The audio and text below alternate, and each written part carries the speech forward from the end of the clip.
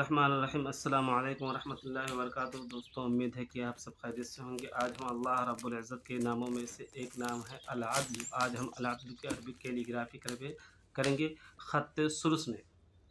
दोस्तों, उम्मीद है कि आप सबको वीडियो पसंद आएगी।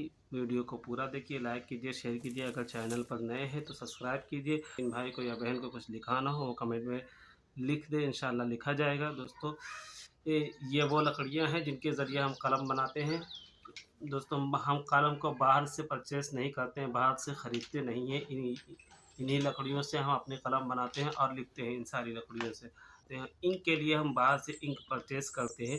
ये कैलीग्राफी डिप पेन इंक है, ब्लैक इंक है। दोस्तों, ये हम आर्ट गैलरी से ख़रीदते हैं, जहाँ पर आर्ट के सामान मिला करते हैं, वहाँ पर मिलता है। आप में से जिनको भी लेना हो, अपने करीब में जो आर्ट गैलरी हो या आर्ट शॉप हो, मतलब जहाँ पर आर्ट के सामान मिलते हों, कैनवेस मिलते हों, पेंट मिलते हों, ब्रश मिलते हों, इस तो वो वहाँ पर ये भी कैलीग्राफी डिप पेन इंक भी रखते हैं वो लोग। तो आप वहाँ से आसानी के साथ ख़रीद सकता है। दोस्तों, अब आपका वक्त ज़ाया ना करते हुए हम लिखना शुरू करते हैं। बिस्मिल्लाहिर्रहमानिर्रहीम।